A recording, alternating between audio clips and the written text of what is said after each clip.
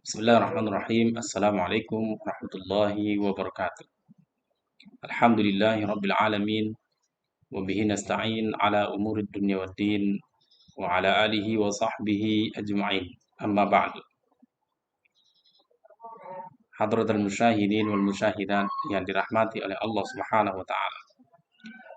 Syukur alhamdulillah senantiasa kita panjatkan kepada Allah Subhanahu wa taala karena dengan rahmat, taufik dan hidayahnya kita masih merasakan suasana bulan Ramadan, dapat menjalankan puasa sebagai perintah agung darinya, merupakan kelebihan kita sebagai umat Islam.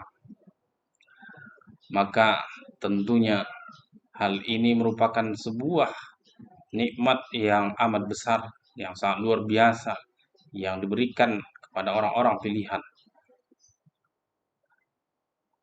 Salawat dan salam senantiasa kita kirimkan kepada baginda Nabi besar Muhammad sallallahu alaihi wasallam.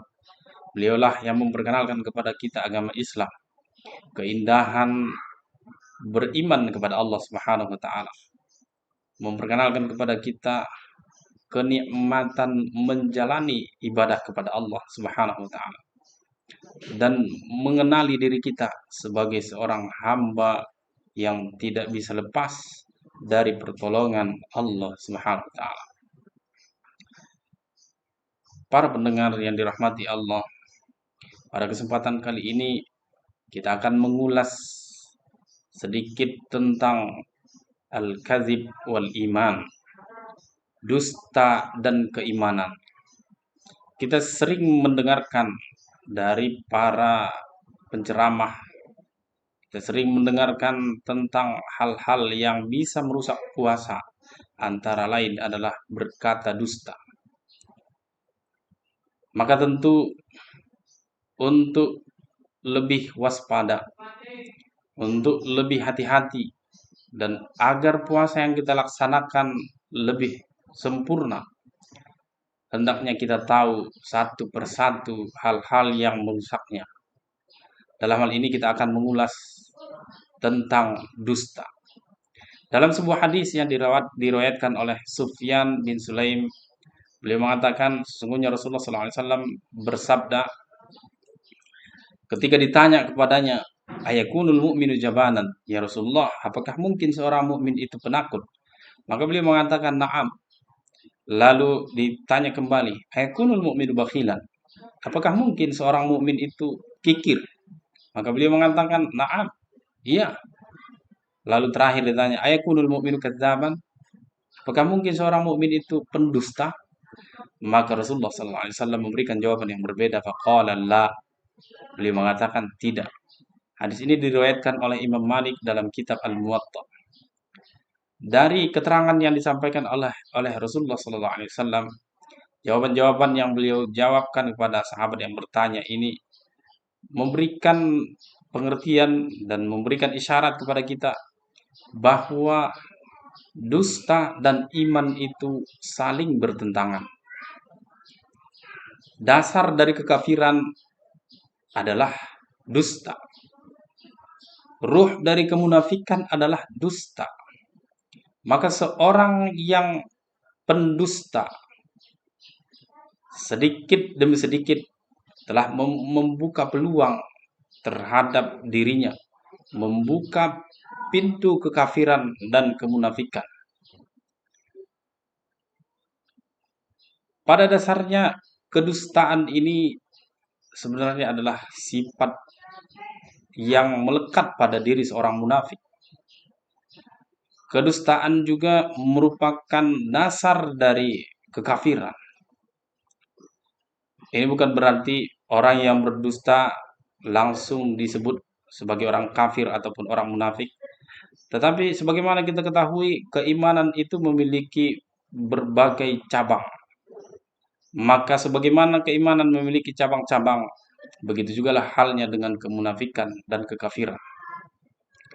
Setiap bertambahnya wilayah kedustaan dalam diri seseorang, maka berarti dia telah bergabung kepada sifat-sifat, dia telah mendekat dengan sifat-sifat orang-orang kafir, orang-orang ahli munafik dan juga orang-orang ahli maksiat.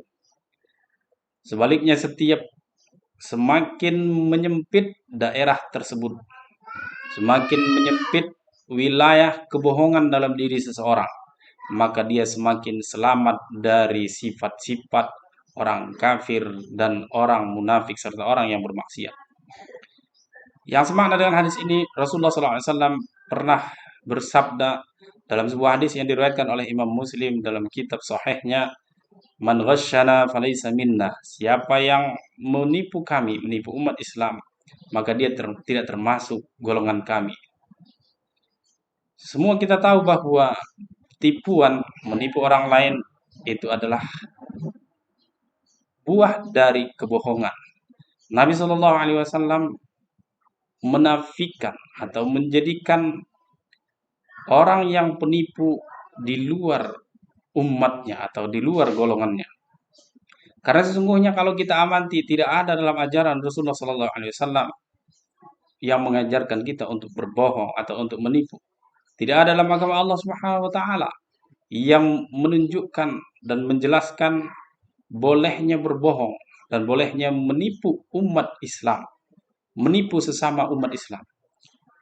Karena al-muslimu akhul muslim. Seorang muslim adalah saudara muslim yang lain. La yazlimuhu wa la yakhdhuluh wa la yakdzibuh. Tidak saling menzalimi. Seorang muslim tidak menzalimi muslim, tidak menghinakan muslim, tidak berdusta kepada muslim. Sebagaimana itu disebutkan dalam hadis Rasulullah sallallahu alaihi wasallam. Karena itu sebagai umat Islam dan juga sebagai salah satu individu dari masyarakat Islami, kita punya kewajiban untuk terus mengucapkan ataupun berperilaku jujur kepada orang-orang Islam. Seorang pedagang misalnya dalam berdagang terhadap orang Islam harus jujur dalam menjual barang dagangannya.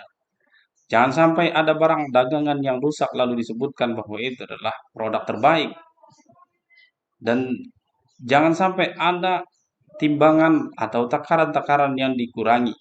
Karena kita tahu Allah Subhanahu wa taala menyatakan dengan tegas dalam Al-Qur'an, "Wailul lil mutaffifin alladzina idza iktalu 'alan nasi yastawfun wa idza kaluhum aw wazanuhum yukhsirun."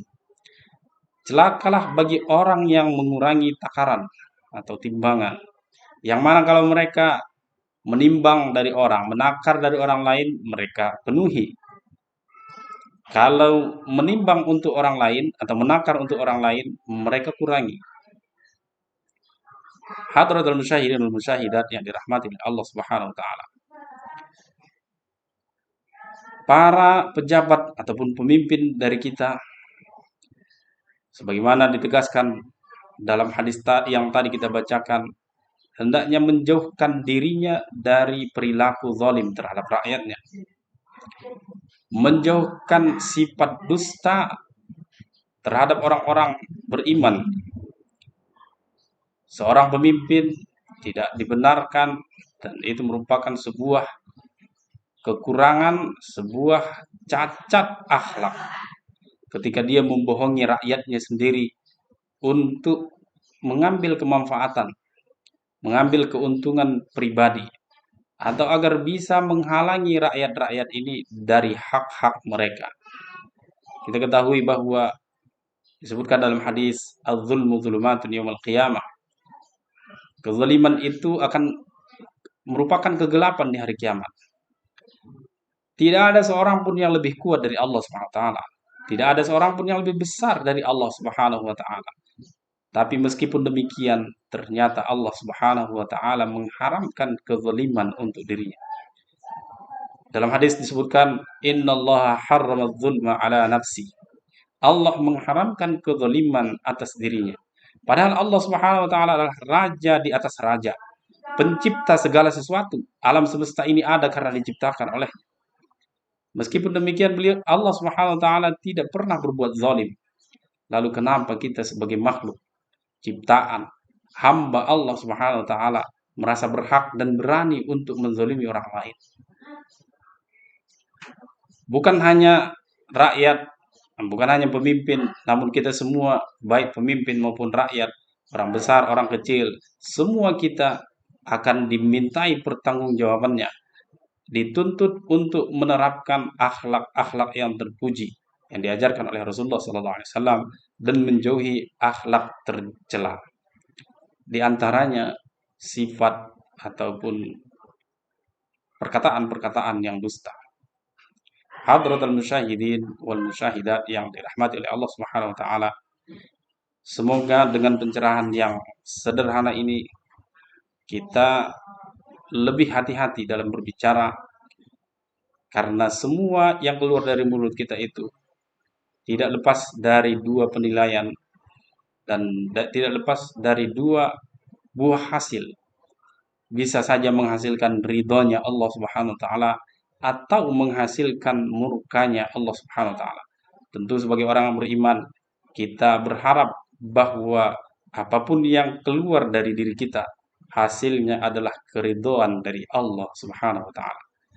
Mungkin cukup sekian yang dapat kita sampaikan pada kesempatan ini. Semoga bermanfaat untuk kita semua, baik di dunia ataupun di akhirat. Wabillahi taufik wal hidayah. Wassalamualaikum warahmatullahi wabarakatuh.